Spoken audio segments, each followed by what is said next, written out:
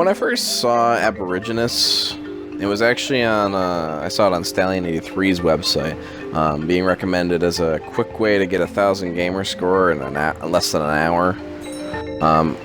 Usually that's reason enough for me to buy games like this, and actually I bought this one myself. But, you know, at the very core, I always like to see what a game has to offer and not try to see it past just, you know, hey, this game you can get 1,000 gamer score on. Ooh, you can just do that real quick in under like an hour, you know, whatever. Well, here it is, AboriGenus. It's a game developed by Flying Islands team and published by Zitlan. It's available for $5 on the Xbox One Marketplace right now. And it is a short platformer where you play a warrior of a peaceful tribe on a quest to save his relatives and his beloved from invaders. And it all rests on you, because all the other warriors sent on along the way have failed in their efforts to do so. Overall, I would say the game doesn't really play poorly. As you can tell, I mean, the game looks like it handles itself pretty well. It's, how do I word this? It's very... There's not really much of a need to do a lot other than just progress and treat it like it's just your standard everyday platformer. And I can explain that in a few easy words, actually.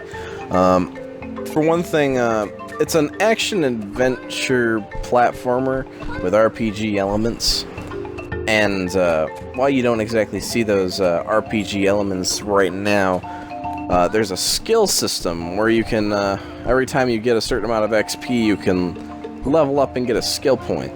And when doing so, it'll give you options like increased damage for the spear attack here, or throwing weapons, or special critical attacks to your when you're going in stealth, where you see me pressing down to like duck. That's my stealth.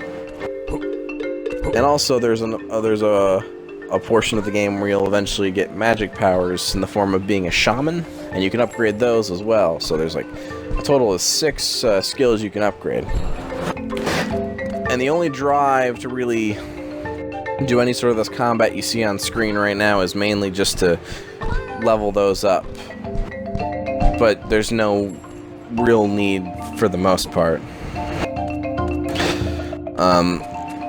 So overall, it just feels more like a game just for achievements, which you can easily exploit if you know what you're doing, which I found out in the short duration of this 20-minute game, like about halfway through, that you can, all you need to do is just get 3 skill points and play up to the point where you become the shaman, find another checkpoint, upgrade yourself, kill yourself, it'll respawn, and all your skill points will be back unspent, and just rinse and repeat until you get those 6, and then just finish the game, and that's an easy 1,000 gamer score.